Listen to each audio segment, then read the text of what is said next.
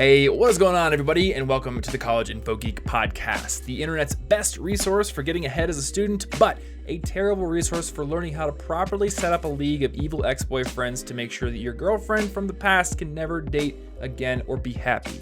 It's a terrible resource for that. Yeah, and I don't think we want you to do that. So it's also very inconvenient to do that. It takes like 2 hours to get everyone's contact information. That's a lot of time. Yeah. Almost anything would be a better use of that time now. So. Almost anything. Pretty much. I could think of maybe a few things that aren't a better use of time, but most other things are. Yeah. Anyway, my name is Thomas Frank. I'm here as always with my good friend Martin Bamey. And before anyone asks on the video version, I got like a fun little thing on my eyelid, so I'm just wearing fake glasses today I don't know, it doesn't really hide it very well. You can still see it pretty clearly through the lenses, but I think it's sort of... Should have worn sunglasses. That's true. Well, I was wearing sunglasses, and then I walked into a coffee shop to get a coffee, and I felt so, I don't know, like I'm some 80s businessman who's got bone-itis. That's fine. Sometimes that's what you got to do. I don't want to be a sleazy 80s businessman who wears sunglasses indoors. Or a blues brother. Actually, I could be okay being a blues brother. You just got to wear a bunch of weird stuff to go with it, like fingerless gloves, trench coat, shorts. This is not quite the 80s businessman. No, it's a lot of things now. This is now it's like a lot of weird stuff. Like Willem Dafoe in Streets of Fire meets a Pokemon trainer. Yeah. Now I want someone to draw that. And now it's going to be like a good outfit. Please draw that. He's got the sledgehammer, but he's also got the belt with the Pokeballs on it. Yeah. I don't know. Don't draw this. Somebody would waste their time to draw this, and I don't want to be the person who inspires Life is precious. That. Don't draw this. There are better things you could draw. Though it may actually help people get better at drawing. Maybe Anna could draw it. Maybe. You know, I don't think she's seen Streets of Fire, though, so she probably wouldn't feel like the muse or the inspiration hit, you know? Hey, I didn't even think about that, but that's a good segue. Oh. Well, that's I think cool. There's like a subconscious I part forgot of my we were brain going to talk about for a second. I was thinking of Streets of Rage suddenly, and then the music started playing. Streets of Rage? It's a video game. Oh, yeah. Like, is it like a Double Dragon, like side-scroll and beat 'em up? It's like that. First video game I ever beat was Streets of Rage 2. Which side-scrolling beat 'em up is your favorite? The Simpsons one or the Teenage Mutant Ninja Turtles one? Oh, that's a tough one.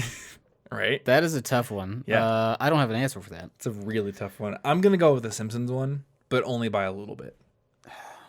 Because I have a lot of nostalgia playing that at Chuck E. Cheese with my brother and my cousin. Yeah. Mm-hmm. But the Teenage Mutant I also have a lot of nostalgia for that one. It's a pretty tough one. I think Up Down has them both in Des Moines. I think so. So we could go play them next time we visit Iowa together and decide once and for all which one of those is the best. Anyway, I ruined a perfectly good segue. Well, you know what? That's what we're all about here. We're about making really good segues, but also ruining them. Yeah. You know, if you don't ruin them, then the guy who invented them accidentally drives them off a cliff. It's a tragic situation. You just got to get rid of the segues. But I do think there is a subconscious part of my brain that just knows how to build them without me even planning. Anyway, we were talking about inspiration, and we got a question recently. I think it was, email or something? I think it was Twitter. Or Twitter. Yeah, somebody asked us, how do you capture inspiration when it strikes? And I think they were specifically referring to how we often talk about when we travel, go to a different state, or do something kind of out of our routines, we get a lot of inspiration and ideas and just sort of this energy to change some of the bad habits or things we've fallen into, the ruts we're in. But as we've talked about, once you come back home, it's very easy to get caught up in whatever you didn't get done, whatever's left over, and all of a sudden you're right back into your routines. All the inspiration is basically wasted. Yeah. And, you know, you've done nothing with all those new ideas. So the question of the day is, when you find yourself inspired by travel, by a new meeting with somebody who's inspiring to you, whatever it is, how do you keep that inspiration? How do you actually take action on it? Yes, and congratulations to the person who did tweet that, because you did it exactly when I was in Lincoln traveling. So... Good timing. Quick turnaround for you because of the coincidental timing. One of the vital ingredients to getting one of your your questions featured on this podcast. Good timing. Yeah. Which is unfortunately hard to nail down. You won't know when that timing is, but this time it was perfect. It was perfect. I was literally I got to think about this the whole way back because I wanted to maintain my inspiration. Yeah. So you just got back from Lincoln. Yeah. How are you maintaining your inspiration? And also, what are you inspired about? Well, I kind of get inspired about life in general when I travel. And I think that for me, when I look deep down at what's causing the inspiration, I think it's just sort of freedom because I lose my routines when I travel. I lose whatever I haven't finished, any chores, any errands, any guilt that I'm feeling about something I'm supposed to be doing at home. You just can't disappears when I'm traveling because, well, I can't do it now. Yeah. I can't fix some broken shelf in the fridge or some nonsense because I'm in another state. So it completely leaves my mind for the first time rather than just kind of hanging out in the background. It's like out of your hands. Yeah. So you just don't care basically, anymore. when I'm traveling, my normal life obligations and things I've procrastinated on all disappear. And I find myself free, which is also why I don't really like traveling with a huge itinerary. I don't care about vacations when they become a to-do list. They become immediately unexciting to me. Yeah. But if I was just told, hey, you're going to go hang out in Seattle, Just do whatever. I don't care what you do. You're there for a few days. Don't think about it. I will literally not think about what I'm going to do at all until I'm about to show up. And then I'm just like, I could do anything. So I think freedom is what inspires me the most. My most nostalgic vacation I've ever taken, the one that I think has the I don't know, the most fond memories, was my first trip to Japan, and it was because of that. We had no plans. Yeah, it's like you're just alive. That's it. You're just embracing that you could do whatever within a limit. I mean, you can't do literally anything, but not having already planned away your time. And I think in school, this is obvious how this happens. And then as an adult, you continue it. Your time is mostly accounted for. Yeah. I can predict what I'm likely to do through the next week because I have a lot of obligations that will likely fill the whole thing. So Isn't it funny how like we've done that even though yeah, and we we should for allegedly have more freedom. It would make a lot of sense. but no, I still end up starting work around 9, ending at around 5. Like it just Yeah, I think adult life kind of, you just fall into a pattern naturally, and whether that pattern's forced on you or not, as soon as you fall into it, like, it's there. You're not really free in each moment because you're following the routine. Now, to a degree, this is desirable when you're building good habits. Yeah. You know, you wake up early, if that's good for you. That's a good routine. You shouldn't wake up tomorrow at 2 p.m. just to mess with the system. That's probably not a good way to mess with it anyway. That's a really boring way to mess with it. Yeah. But I think most people don't get short-term freedom to that degree. Anything you wanna go somewhere, you need to put in your 2 weeks notice to get days off Yeah. at work. Everything needs to be planned ahead of time. So we don't kind of get to live in the moment very well. But when you're traveling, you kind of do. Yeah. In fact, there's no routines whatsoever, and that was actually something that frustrated me about travel. Yeah. Yeah, if I'm gone for more than like a week or maybe 2 weeks at max, the lack of a home base, the lack of routine actually starts to really irk me because you wake up and basically every decision is like a new one. Yeah. So this is what proved to me that I could not be one of those globe-trotting, location-independent, digital nomad type bros because I don't know. I don't want to wake up in a different hostel every couple of days and have to work from a laptop with very spotty, inconsistent Wi-Fi and, not know where I can get work done. Yeah. I got to have like the base where I can get things done. And then I can explore, take trips away from the base, but then come back. Yeah. And bring and something back. I can't say that that's not what I would want to. I haven't traveled for long enough to hit the point where I'm sick of all the novelty. I'm sure there is a point. Somewhere There in there, definitely is. you It's know? 2 weeks for me, which But I don't think you've ever been gone for 2 weeks. Nope, I have not. I'd like to, but I have not done it yet, so I don't know what it would be like. So on the way back, I was so inspired by... Usually I get inspired about kind of taking on new goals that I've been putting off, that have been put on the back burner because I have, I don't know, chores to do or something. Yeah. Spent a lot of time running errands and doing boring adult stuff. So I get inspired about all the stuff that I'm most excited about, sort of because I remember it exists when I'm leaving. Actually, I've been busy. Just yesterday, I was like, oh, wait a second. I was messing around with Unity. I should do that again. That was fun. Because you I worked on haven't. that in a while? No, I haven't for a few weeks. Okay. In fact, I haven't even touched, I was playing Kingdom Hearts. I haven't touched that for like a month. at least. Anna hasn't either. I haven't beat it. And I was enjoying it. Maybe It's a not a fun month, game, but- but like I get so busy, and then these things that I was excited about in the moment sort of, I can't do them. I have things to do. I'm busy. I'm busy, whatever busy means. And I think it needs to go in quotes. It's because often it's not like really busy. yeah, it's busy, but then like I don't know, the inspiration is gone, or maybe you're just not as efficient as you could be. So like whatever you've chosen to think makes you busy, it tends to take up any time that you have. Well, and I think because we're not normally free in the moment, if you get used to it, even if you do have a free moment, you may not be ready for it, and you'll just assume that you're busy. I know I do. I'll just be like, wait a second, why am I even sitting here? I'm actually done for the day. I'm fine. Yeah. I should go do something. But it doesn't occur to me at first because the pattern doesn't tell me that I can do that. Yeah. So this works well for me because my little habit system refreshes every 2 weeks.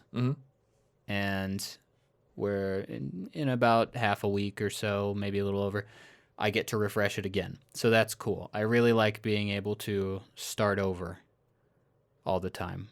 That allows me to take my inspiration, if wherever it comes from, when it's fresh, and try to incorporate it into something.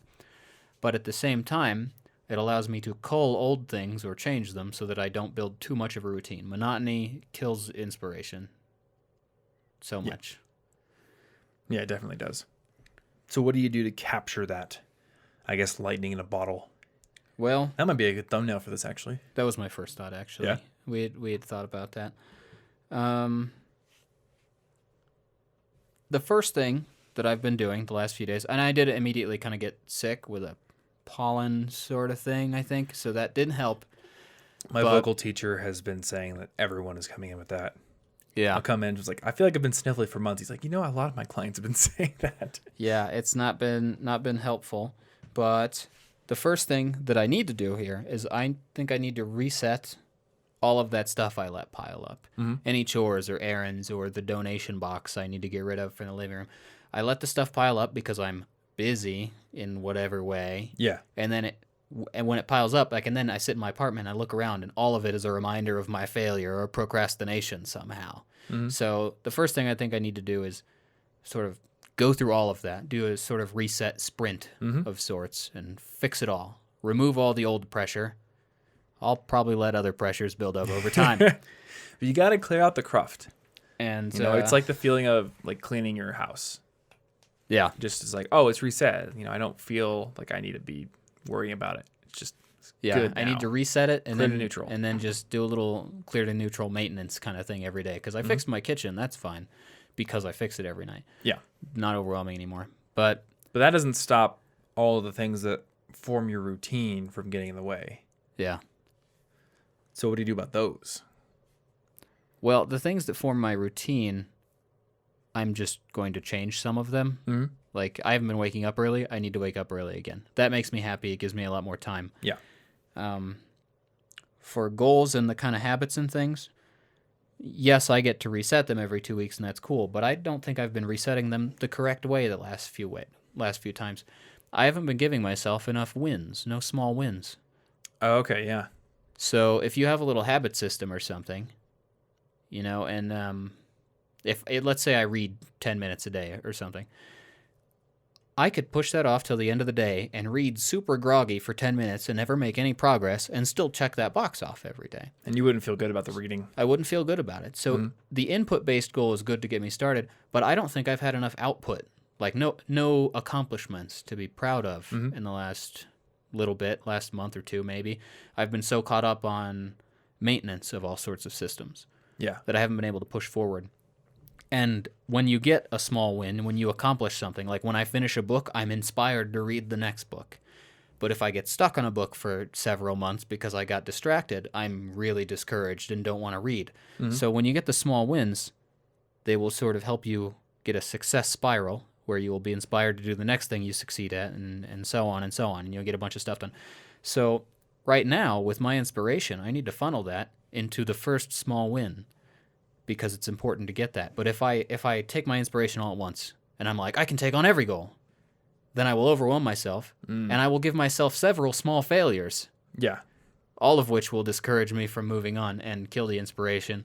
then I'll just feel guilty and late on stuff again. So I think when you're really inspired, it seems like you can take on everything because, the pendulum is swung in the right direction. You think I can do 10 projects. I'm just going to go for it. But when it starts to swing back and you fail one of them, you might get crushed and it'll swing all the way to the left. Yeah. And that's something that I have a problem with. I take on everything at once or nothing. Yep. So I totally get that. I need to not so that I can actually say I did something because, I've got my hands in like 17 different hobbies. Yeah, I think it's part of it. It's like you have to ask yourself, all right, how much of this inspiration is actually realistic? Because it's very easy to get really super energized and think, oh, I can do all of these things I want to do. And then once you try to do them all, you fail.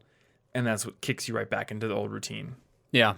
There's a good saying in business for when you're working with other people, and it's under promise, over deliver. Yeah. Because that sets their expectations manageably. And then when you over deliver, they're excited. They're like, you just did amazing. That's way better than I thought I was going to get. And therefore it looks good. But when I get really excited and I feel really positive and the pendulum swung back and I'm inspired, I'll overpromise to myself and then I will underdeliver to myself. And that feels terrible. Yeah. But if I set a small win, I can overdeliver by succeeding really well, and then I will like myself more. I'll feel more confident every single time. So I got to resist the urge to overpromise to myself. Yeah. I think inspiration is a little dangerous in that regard because you feel invincible. It's the classic your eyes are bigger than your stomach conundrum. Yeah, you set yourself up for failure, and then you feel bad when you fail, even if it was logical that you were going to. So something that I've tended to do, and I'm going to focus on travel right now because this is often where the big bursts of inspiration come. Like I'll go to VidCon or VidSummit or some conference and talk with people, and I'll come back being like, I'm going to start a new website. Like I think it's finally time for me to start a website about like business tips and things like that. But, I'm also going to keep running everything else. And I'm also going to start, taking an hour-long walk in the mornings and also reading books and still going to practice piano and guitar. It's impossible. Clearly, if you weren't doing all that before, like you probably aren't being as efficient as you could with your current workload, but there's only a certain, amount that you can squeeze that down. Yeah. And you're so inspired, you won't say no. Yeah. So when I get this big burst of inspiration, what I like to do is write down in Evernote, like just a list of everything going on in my life right now, including the regular workload. And then I'll ask myself, all right, how could I make what I'm doing more efficient? And what is that likely to free up in terms of time? Yeah. Is it going to actually give me 8 hours a day that I could use to practice 16 instruments and go for walks and do all my meditation, gratitude journaling, make my healthy smoothies, whatever? Probably not. But you know what? There is times in the afternoon where I find myself browsing Reddit or doing something stupid that isn't actually efficient. So what can I do to get rid of that, compress my work down, and then maybe add just one thing? Yeah, what could I realistically do in that time? And so being inspired by like 17 different things, my solution to this was I've got a little iCloud note. I just constantly take notes about stuff. And I listed out every single kind of thing I'm inspired to do right now, knowing that I can't do them all. So I've got like Spanish, French, Japanese, cooking, photography, piano, exercise, essentialism, getting rid of stuff in the house repairs, helping Ashley with her design work and preparing for craft fairs, reading, game development, language projects, playing video games. It's a lot. And language projects is multiple. There are several in my mind that I feel like I could have been working on for the last few years. Those are different than learning languages. Yeah, right? that's They're like completely different. I want to build language learning websites that do certain things, and I've made progress on some of them. But that many things right there will crush me if I try to do it all at once. So I wrote it all out. The list is there. It will remind me what inspires me. Yeah. I need to pick one of these and set up a small win for them. And I need to leave the other ones alone, except for basic ones like exercise, which needs to have a little bit of maintenance. I got to keep exercise on some sort of maintenance mode, but I shouldn't be pushing 17, 18, I don't know how many things I was, goals at once. That doesn't make sense. It's not going to work. But writing them all down was actually exciting because it reminded me how many things in life excite me. And and it's fun to write those down. Yeah, and I think it's really easy to forget that, especially when we've got, social media or the news or Netflix, they all want to take our attention away from whatever might excite us that's not them. They're all kind of designed to be addictive. Yeah. They want to steal your attention and they never want to give it back. So I could easily go through several seasons of a TV show and completely forget, like my piano sitting in the corner. How many times do people buy an exercise machine and it turns into a laundry rack? Yep.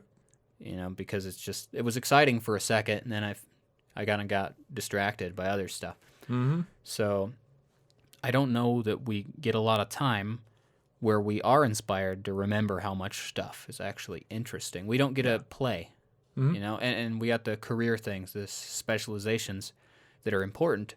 But then it's like, but I'm a programmer primarily. Am I allowed to read this book on botany for no reason? That's not useful. That's not a good use of my time. But if it's fun, it is. Yeah. And we're all like trying to prove ourselves so that we can, get out of the millennial debt hole that we were all thrown into. Well, you don't watch my videos, so you didn't see the I do video not. about, feeling overwhelmed all the time. But that was part of it where anytime I get the urge to do something that just seems interesting, like learning piano or reading a botany book for you, there's like this little voice in my head that says, well, you already make a bigger impact. There's already a force multiplier over here with your blog or your YouTube channel or whatever it is. So why would you waste your time over there? Yeah. Like you're wasting your Like potential. it's inefficient. Mm-hmm. But, I have to remind myself, like, no matter how much time I pour into this thing, there's still going to be a part of me that wants to go and explore and have that, like, joy of learning. It's not going to go away. Yeah. So I'm just going to, like, be more and more depressed if I just continually ignore it. Which will Like, ruin your force multipliers. Exactly, right? not gonna Like, help. I will eventually consume myself. This week's episode of our show is brought to you by our friends over at FreshBooks, who have built an awesome solution for taking care of accounting and invoicing for anybody who works for themselves, who is a freelancer, an entrepreneur, runs their own business. And as somebody who has been doing that for, 10 years at this point? Actually, more than 10 years, because in high school, I was a freelance web designer, so probably 11 years at this point. I can tell you that invoicing clients, trying to get paid, trying to make sure that your books are accurate, have all your expenses and income sources in them, that is kind of a tedious process if you don't have the right tools to do so, especially back in the day when I had to manually enter every single thing. And as somebody who runs my own business, I know that all the time I spend on the admin work, all the time I spend invoicing clients or dealing with my accounting or dealing with legal stuff, that's time that I could be using to do the work that I actually want to do and to do the work that actually makes me money. So any tool that makes all that admin stuff more efficient is something that I want to add to my repertoire. And that is exactly what FreshBooks does. With FreshBooks, you can generate professional looking invoices for your clients in less than 30 seconds, and you can send them to them via email. You can see when they've seen those invoices, so there's no more of those back and forth, did you get it kind of games going through email or phone or whatever it is. You can actually see that, and you can allow them to pay their invoices right on the invoice with a credit card. So they don't have to send you a check. They can just easily pay you. So you make things more convenient for your clients, you make them happier, and you get paid faster. In addition, with FreshBooks, you can automatically import your transactions, your expenses, your income events. So all of that can come in from your bank statements, and you can see at a glance if you're profitable, where the money's coming in. You can be more on the ball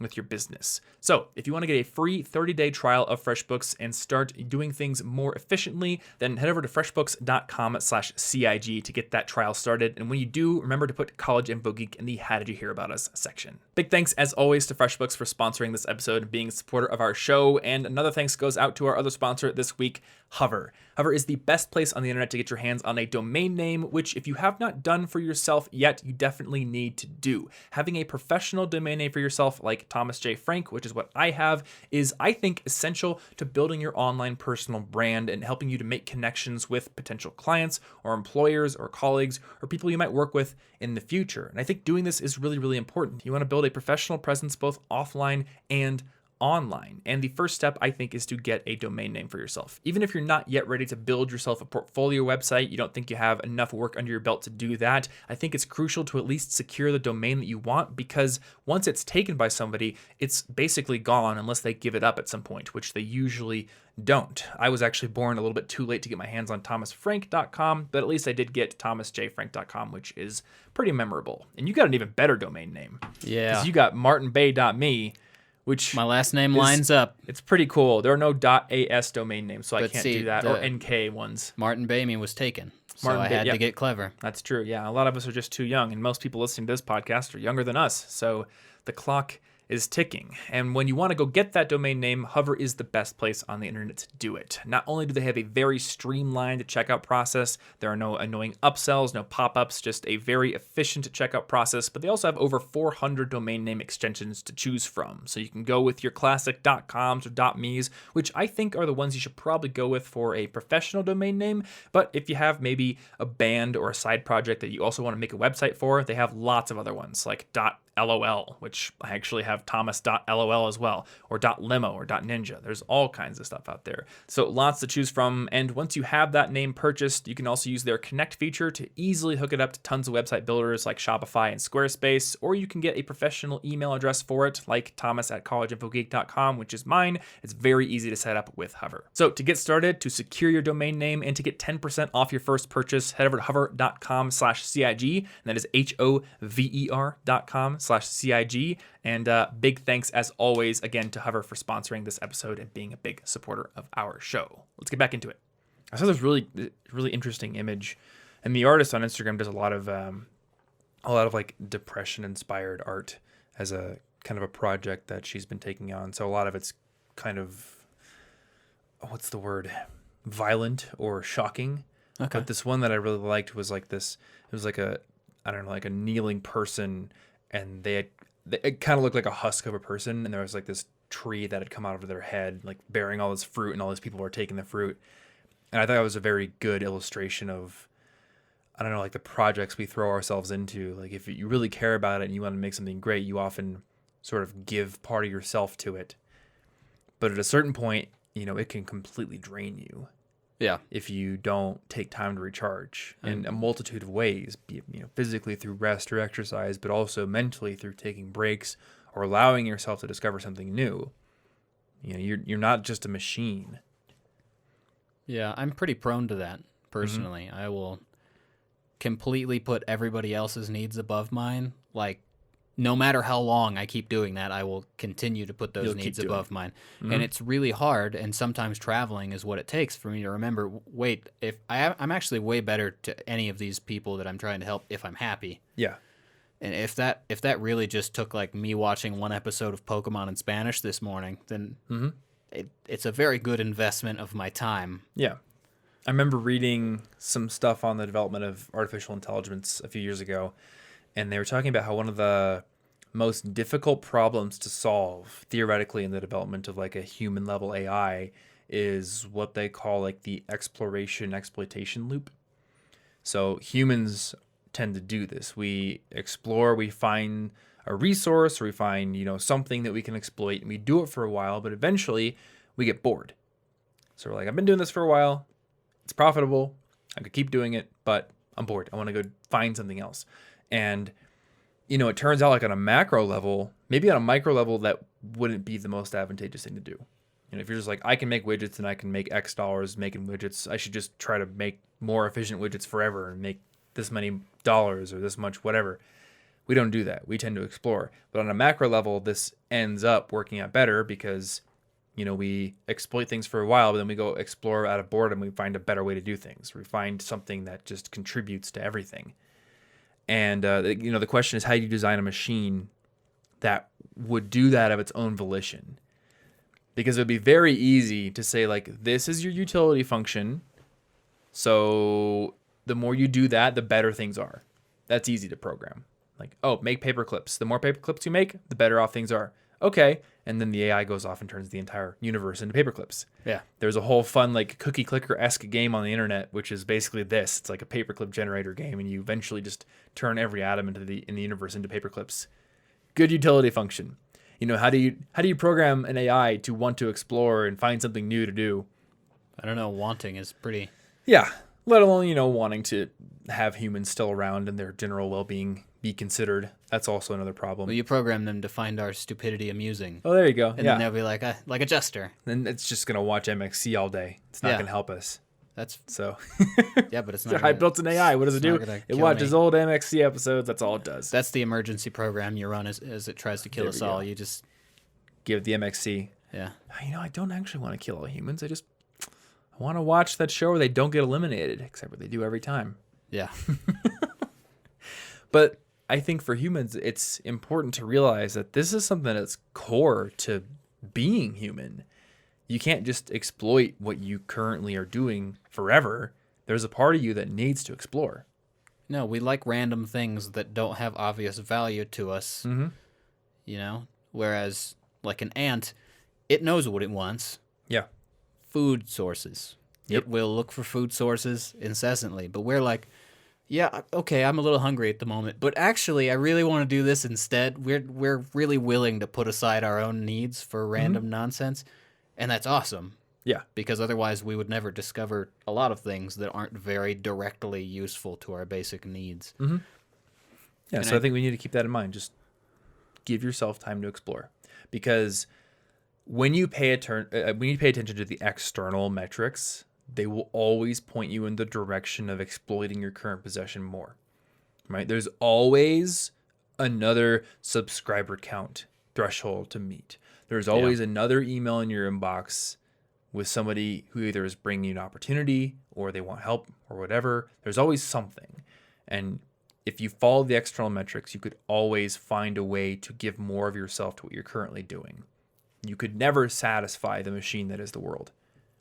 So you have to be serious about giving a part of yourself to that, but also leaving some time, leaving some attention over for pursuing your interests. Yeah. Being human. Yeah, and I think that's part of why, travel especially, it gives us that freedom, which makes us more likely to actually find those random things that wouldn't have been efficient. And I think one of the best things about travel also is being so in the present. So when I was in Seattle in January, it's a little chilly outside. It's raining a little bit. It's gray. I personally, for the most part, like the rain, but it was a little bit cold rain. I prefer warm rain. But it didn't matter. We still walked around Seattle for 40 minutes just looking at random stuff, going to bookstores. Why? Because we were there, and it mattered because it was a limited amount of time. So we were more willing to aggressively embrace the present. Oh no, it's inconvenient outside. I guess I'll stay in this hotel for several days and then just go home. Whereas when we're traveling, we won't do that. We'll go do things regardless. As soon as I come home, just I could go to that exhibit next weekend. I'm tired today. Yeah, I think feeling like you have to make your time count because there's not a whole lot of it, I think that's important too. Yeah, we're procrastinating good things in addition to bad things. We procrastinate things that we want to do. Not just things we don't want. It's dumb. So on vacation, I'll do everything, and I'll make a point to enjoy it. And that's also part of what I've been doing since I came back, is I decided that my best life involves being outside or having fresh air, basically as much as possible. Yeah. Much as humanly possible. So in the last week, I walked 33 miles. Dang. That's pretty good. Because I just refused to be inside all day. And, I went downtown to see Ashley at lunch or just after work. We'd take the train back together. Did you walk downtown? One day I walked primarily downtown and took Lime scooters for part of it, but I walked for most of it. So, and one of the days was just so that we could take the train back together because I was like, well, I get a huge walk down there and then I get an extra half hour to talk to Ashley on the train. This is something that would be very easy to say, that's not efficient, that's stupid. That's a dumb use of your time. Yeah. But if I was traveling, I would go to the effort to do those little things. And I did them in college. I did them when there were fewer burdens or little efficiency things I was worried about. Yeah. So I'm trying to aggressively embrace the present instead of procrastinating things I want and things I don't want, leaving me with a giant pile of failure that I need to look at every day. Yeah. I moved my work desk over by the balcony again, and now I just work with the window wide open. Just even when it was snowing yesterday, the window's open because I like the fresh air better, even if it's cold. Yeah. So, and before I would have been like, oh, that's chilly. It's inconvenient. It's ever so slightly uncomfortable. Let's fast forward to a comfortable future. But if I was traveling, I would never do that. So I'm not doing it now. So I want to throw out a couple of ideas here that kind of relate to the whole limited time concept. So one thing is like if you get inspired to do something and you come home, find a way to put a time limit on that inspiration, at least for the first small win. So I mean, great example here. When I was at VidCon in 2017, I want to say it was, I had the opportunity to meet CGP Grey, who's one of my favorite YouTubers. And he ended up telling me about the guy that helped him book sponsors. And he introduced me. And then he was like, hey, they're having a barbecue tonight. And I'm like, oh, cool. You know, if he would have said like, oh, yeah, he lives in Denver, you could meet up with him whenever, I probably still would have done it, but it would have been less urgent feeling. But it was like, there's a barbecue tonight. Cool. I'm getting in an Uber. I'm heading over there. Like, there's no question about it. This is an expiring opportunity. I have to take it. And a lot of times when you're traveling, the opportunities are constantly expiring. Like, I don't have another chance to go see this cool garden in the middle of Tokyo because I'm leaving next week. Yeah. Gotta do it today. But I have every chance in the world to go see the botanical gardens in Denver, so I don't go there very often. So what if you came home and you're like, you found a way to seriously put a limit on the first step in whatever you're inspired to do? I mean, one of the things I got inspired to do was take vocal lessons, so I booked one. And it's like, okay, now it's gone from something that I can do whenever to it's Friday at 1:00. Yeah, it's scheduled. I gotta be there. You know, and the next thing, and I'm waiting for the email to come in to say when it is and when signups are available. The next thing is a vocal showcase. I know what songs I want to do, and when the email comes in, I will sign up, and it'll be on the calendar. And it's like, cool, the small win will happen in 2 months or in a month or whenever it is. And it's scary, and maybe it's going to be embarrassing. Maybe it won't even be a small win. But you know what? I think even if I go up there and my voice cracks and it's like terrible, it'll be a small win because like I've never gotten up on stage and sang before ever. Yeah. So that it will be a small win even if I totally fail. Because all it means is the next time I try it can't be that bad. Yeah, we've got to do stuff like that. Stuff that we're not comfortable with, stuff that you could put off until tomorrow. We get so stuck in our routines and our monotony that it feels like those patterns will go on forever. And then maybe for just a second we forget that we do not have unlimited time. Yeah. Even though that applies always, not just on vacation. So really we should be treating most of our time to a degree like that. We should be living the most we can all the time, because no matter how patterned my life looks, the patterns will change. And they will end at some point. My life phases all change. There are several versions of Martin that didn't do a lot. I went to an archery club once in college, and then I decided I was too busy, and I never went back again. I never even got to pick up a bow. And I always thought I had the next week's. Well, you know what? Now I'm here. I never did it still. Yep. That pattern ended. That part of my life felt like it was going to be a long time because I was doing my semester homework. But that part changed. Or you could go back to college. And now, well, I guess I could go join the ISU archery club, but it's going to be a little weird when they're like, why are you 10 years older than me? Because, I'm just living my dream 10 years late. Don't think about it. It's fine. If you went back to college, what would you go back for? Linguistics, probably. Okay. I'd go for music. I know for sure now. All right.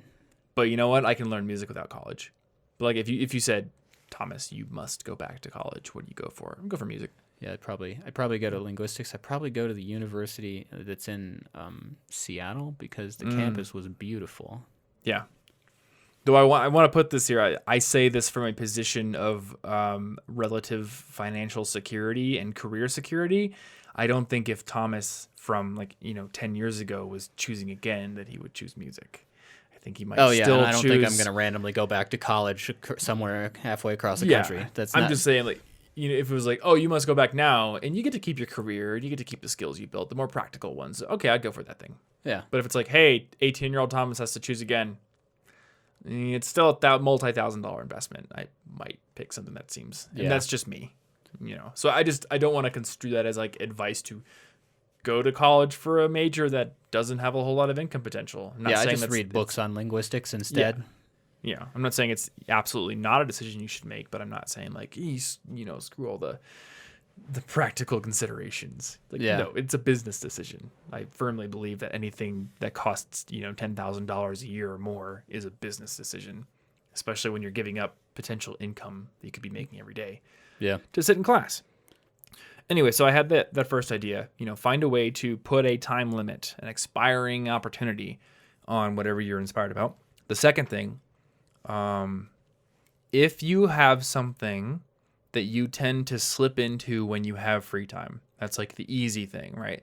Done with work, I have like an hour. I could do this thing I'm inspired about, but I just really feel like playing a video game. I really feel like just watching my Netflix shows. Why not try a 30-day cold turkey thing on that? That helped me so much with video games. No video games for 30 days. All right, well, what's left over to do? I guess I got to read a book. I guess I got to work on my Unity programming. Otherwise, I'm just sitting there staring at a wall. Yeah, I think it's kind of hard to tell how much time actually goes into those comfort zone habits that we just drift into when we're stressed or tired or something. And it's an easy thing to say, like, I'm just going to play tonight.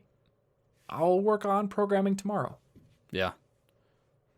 But that's the thing. It's every little tiny phase of our life. We don't know when that phase ends. Mm-hmm. I have no idea when certain phases are going to end, when I'm not going to be into something anymore, or, for no reason, my favorite park burns down. That could happen feasibly. It could. I don't know when. It's not likely. Your favorite coffee shop That's could not close. my favorite. See, I didn't know the Platform T era was going to die, and I miss it so much. But I went there so often, and I know that I took advantage of the Platform T era. Mm-hmm. I didn't know it. I will say, but each era has a time limit. If you like to walk, the Platform T that used to be on Broadway, it is now another new coffee shop that's interesting. Got tea, and it's kind of nice in there. So okay. Though the close one is the close one's becoming a sushi place. Oh, it is not becoming another cafe. That's not a bad use of that space, though. Yeah, it seems like a pretty decent use of that space. Mm-hmm. We'll see. So I had a couple of other notes here. This doesn't have to do with travel, but I have noticed that a lot of times I will tell myself, all right, I'm going to pack up all my stuff. I'm going to go to a coffee shop and I'm going to write. And then a lot of times I will go and I won't write. I'll sit down and be like, you know what? I'd rather just do my email. I'd rather just do this stupid admin work I need to do. Or I'm going to go research this thing that doesn't matter. There have been times where I've decided to do that. But then I'm like, I get one little idea in my head. I'm like, oh, you know what? Okay, so I'm writing this video about, let's just say it's like how to get better at math. And I'm going to do the whole thing there at the coffee shop. But I just got this one little idea about, breaking down the math problem into its constituent points. So I want to just get that out of my head before I forget it. And I'll open my laptop and then I'll sit there and I'll start writing. And I'll keep writing. And I never end up going to the coffee shop because just sitting there in my kitchen where I thought I can't get inspiration here. Wait a minute, I just did the whole thing. So what I like to think of this as is there's the light of inspiration or the light of the task that you're doing. And it's like a giant spotlight. And I don't know, to take advantage of it, you have to approach it from an angle because to try to walk into it head on will be blinding. And so you never choose to actually walk into it head on because you're like, oh, it's just too bright. It's just too much, too overwhelming. I'm going to go do something else. I'll do it later. But for now, it's easier to do this thing over here. This thing that's not as bright, not as blinding. This mildly related part. Yeah. But if you approach that spotlight from an angle, just, it's like the doors, shut it over a little bit, just a little crack of it. It's doable. It's easier to approach, less intimidating. Yeah. So there have been entire videos where I have written them sitting in my kitchen, in my boxers, haven't even showered or whatever, just get the idea. I'm just going to write this one thing down at 6 a.m. in the morning. before I go off to do the real writing session. So sometimes when you have that little string, like tug on it, and don't tell yourself I'm going to sit down and write the whole thing now. Just tell yourself I'm just going to go. You can just tug on that string a little bit. I've got a few minutes, and sometimes you'll find yourself putting in a lot more than you thought you were going to. Yeah, a lot of my best work comes when I'm just like, I'm going to set up this task for later. So let me just put in this little quick outline, set up the right check boxes over here. Mm-hmm. Here's my research. I'll put it all in one document, and then I just accidentally do it for 2 or 3 hours. And then it is like that. When you approach it head on, it's really, really, really overwhelming because you're like, well, it's time to perform. You better do the best thing in your life. Mm-hmm. And then, I don't know, it seems like, what if I can't do it? That's a scary thing to take on all at once. What if I don't have time? What if this isn't the right mindset? What if I'm slightly too hungry for this? Yeah. But if you can just pull off that tiny piece. And I do like the whole setup thing too. That's another good way to approach it from an angle. I'm just going to set it up. Just going to set up the video project. I'm just going to set up my little, just going to, get these little research sections in my Evernote. It'll be fine. Little thing. You can't fail that. Yeah, and whereas if I'm just like, I'm gonna write the best podcast outline I've ever written right now, I will probably just kind of sit there and then realize suddenly how there's something else I'm supposed to do first. Yep. I actually had an email I needed to answer. I forgot pay about my that. taxes and Those things aren't scary. Mm-hmm. So let's try to recap it quickly here. And I'm going to go backwards to take advantage of my short-term memory. Mm-hmm. So we have approaching the light from an angle, do the setup, or just pull on the thread, whatever. That often leads into more inspiration and more work than you thought you were going to put in. Try going cold turkey on the things that you tend to slip into as your time wasters, whether it's video games or TV or whatever it is. Like if you don't feel it's useful and you always find yourself slipping into it, like commit 30 days. Cold turkey, not going to do it. Find a way to put a expiration date on the first small win of whatever it is that has inspired you, even if you have come home from the travel or whatever, whatever the real thing that was sort of deadline driven, bring that in to your home base area. And then what did you have? Aggressively embrace the present. Whether you know it or not, whatever routines you like right now are limited. They will change. So just take every opportunity that you have to not say, I will put off something that I like until next weekend instead. Yeah. And you also have like listing out. The things that do inspire you. Write down if you're inspired by a whole bunch of things at once. Write down a whole list of them. And then pick the one or two you can feasibly work on now, keeping the list elsewhere so that you'll remember what you're inspired by the next time you have a chance.